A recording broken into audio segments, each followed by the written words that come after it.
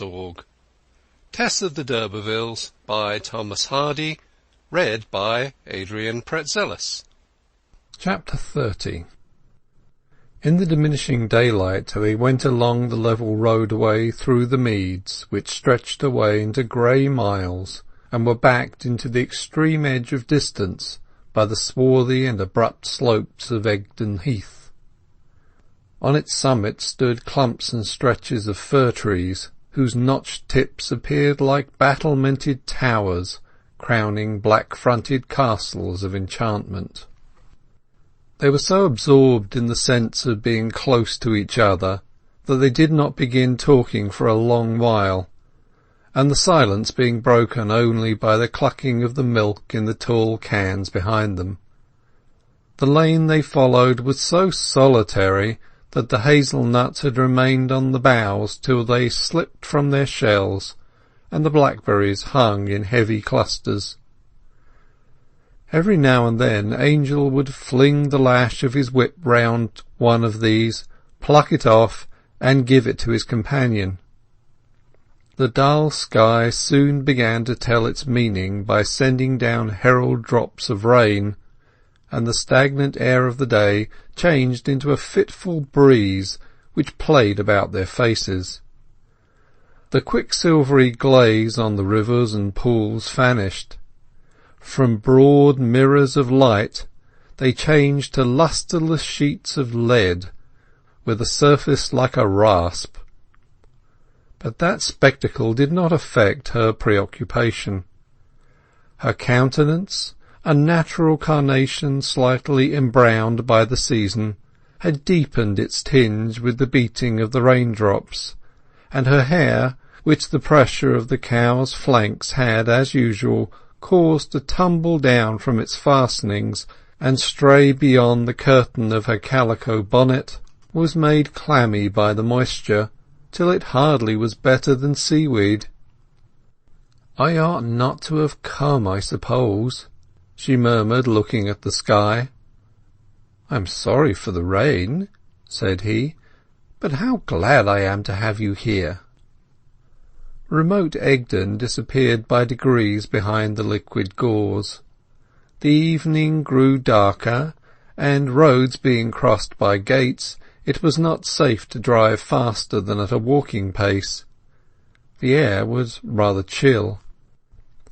"I'm so afraid you will get cold with nothing upon your arms and shoulders," he said. "Creep close to me, and perhaps the drizzle won't hurt you much. I should be sorrier still if I did not think that the rain might be helping me."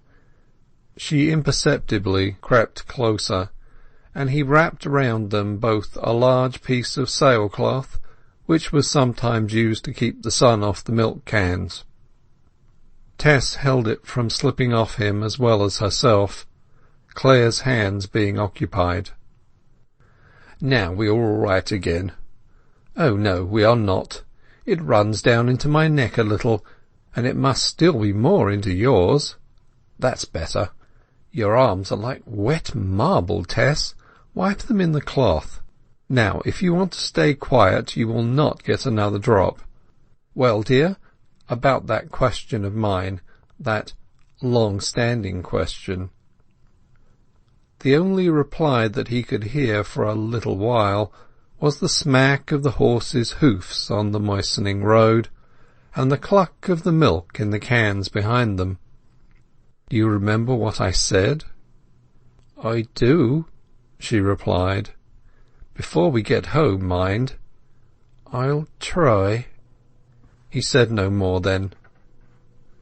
As they drove on, the fragment of an old manor house of Caroline date rose against the sky, and was in due course passed and left behind. "That," he observed, to entertain her, "is an interesting old place, one of the several seats which belong to an ancient Norman family formerly of great influence in this country, the d'Urbervilles. I never pass one of their residences without thinking of them. There's something very sad in the extinction of a family of renown, even if it was fierce, domineering, feudal renown." "Yes," said Tess.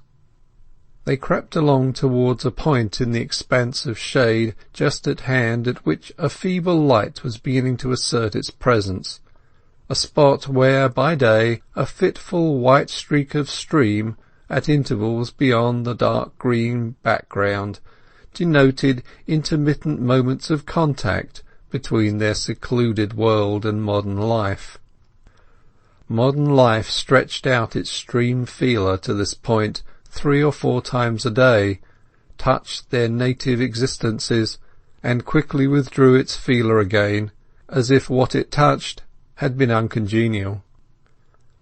They reached the feeble light, which came from the smoky lamp of a little railway station, a poor enough terrestrial star, yet in one sense of more importance to Talbothays Dairy and mankind than the celestial ones to which it stood in such humiliating contrast. The cans of new milk were unladen in the rain, Tess getting a little shelter from a neighbouring holly tree.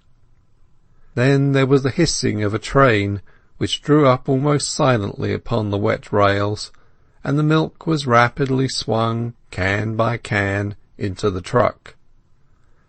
The light of the engine flashed for a second upon Tess Durbeyfield's figure, motionless under the great holly tree.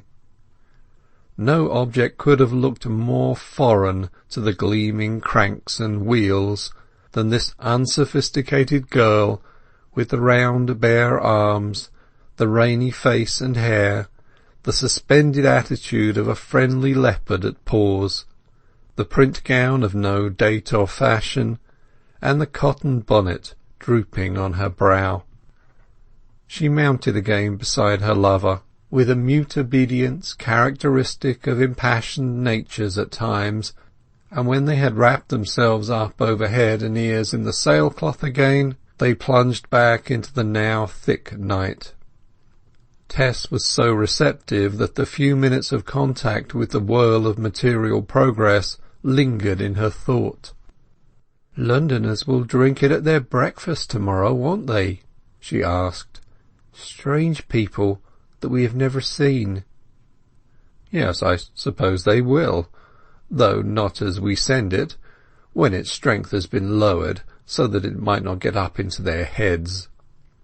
"Noble men and noble women, ambassadors and centurions, ladies and tradeswomen, and babies who have never seen a cow."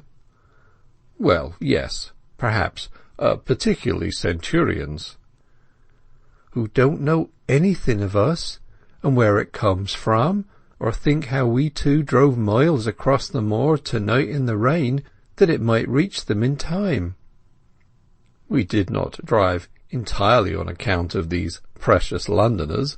We drove a little on our own, on account of that anxious matter which you will, I'm sure, set at rest, dear Tess. Now, permit me to put it in this way. You belong to me already, you know. Your heart, I mean, does it not?"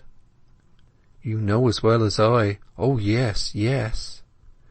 "Then if your heart does, why not your hand?" "My only reason was on account of you, on account of a question. I have something to tell you." "But suppose it to be entirely for my happiness and my worldly convenience also?" "Oh, yes, if it is for your happiness and worldly convenience. But my life before I came here, I want—" "Well, it is for my convenience as well as my happiness. If I have a very large farm, either English or colonial, you will be invaluable as a wife to me. Better than a woman out of the largest mansion in the country. So please, please, dear Tessie, disabuse your mind of the feeling that you will stand in my way." "But my history, I want you to know it. You must let me tell you. You will not like me so well." "Tell it if you wish to, dearest. This precious history, then.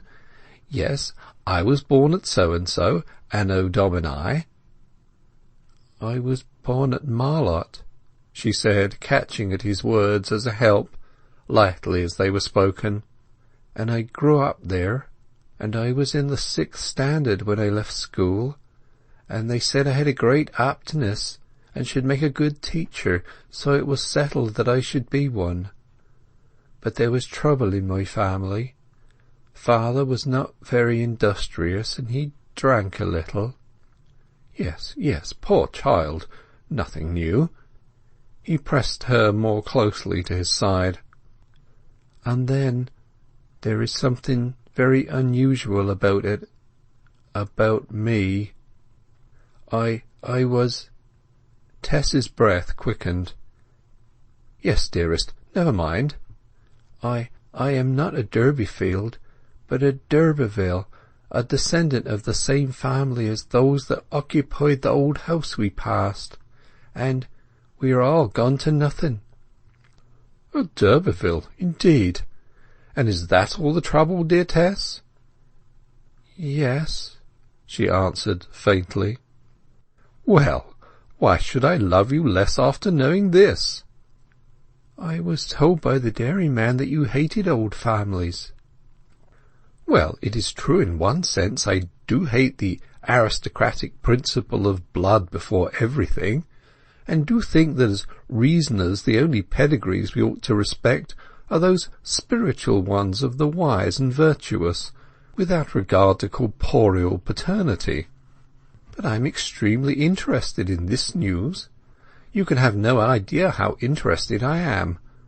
Are you not interested yourself in being one of that well-known line? No.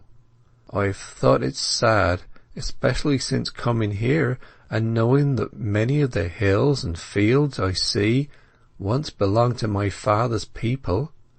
But other hills and fields belong to Retty's people, and perhaps others to Marion's, so that I don't value it particularly. Yes, it is surprising how many of the present tillers of the soil were once owners of it, and I sometimes wonder that a certain school of politicians don't make capital out of the circumstance, but they don't seem to know it. I wonder that I did not see the resemblance of your name to d'Urberville and trace the manifest corruption. And this was the carking's secret. She had not told. At the last moment her courage had failed her. She feared his blame for not telling him sooner. Her instinct of self-preservation was stronger than her candour. Of course, continued the unwitting Clare, I should have been glad to know you to be descended exclusively from the long-suffering, dumb, unrecorded rank and file of the English nation, and not from the self-seeking few who have made themselves powerful at the expense of the rest. But I'm corrupted away from that by my affection for you, Tess. He laughed as he spoke. And made selfish likewise. For your own sake I rejoice in your descent. Society is hopelessly snobbish, and this fact of your extraction may make an appreciable difference to its acceptance of you as my wife, after I have made you the well-read woman that I mean to make you. My mother, too, poor soul, will think so much better of you on account of it. Tess, you must spell your name correctly, d'Urberville, from this very day. I like the other way rather best. But you must, dearest. Good heavens! Why, dozens of mushroom millionaires would jump at such a possession. By the by, there's one of that kidney who has taken the name. Where have I heard of him? Up in the neighbourhood of the Chase, I think. Why, he is the very man who had that rumpus with my father I told you of. What an odd coincidence! Angel, I think I would rather not take the name. It is unlucky, perhaps. She was agitated. Now then, Mistress Teresa d'Urberville, I have you. Take my name, and so you will escape yours. The secret is out, so why should you any longer refuse me? If it is sure to make you happy to have me as your wife, and you feel that you do wish to marry me very, very much— I do, dearest, of course. I mean that it is only your wanting me very much, and being hardly able to keep alive without me, whatever my offence is, that would make me feel I ought to say I will." "You will. You do say it, I know. You will be mine for ever and ever." He clasped her close and kissed her. "Yes." She had no sooner said it than she burst into a dry, hard sobbing, so violent that it seemed to rend her. Tess was not a hysterical girl by any means, and he was surprised. "Why do you cry, dearest?" "I can't tell quite. I'm so glad to think of being yours and making you happy." "But this does not seem very much like gladness, my Tessie." "I mean, I cry because I've broken down in my vow. I said I would die unmarried." "But if you love me, you would like me to be your husband?" "Yes, yes, yes. But oh, I sometimes wish I had never been born." "Now, my dear Tess, if I did not know that you are very much excited and very inexperienced, I should say that remark was not very complimentary. How came you to wish that if you care for me? Do you care for me?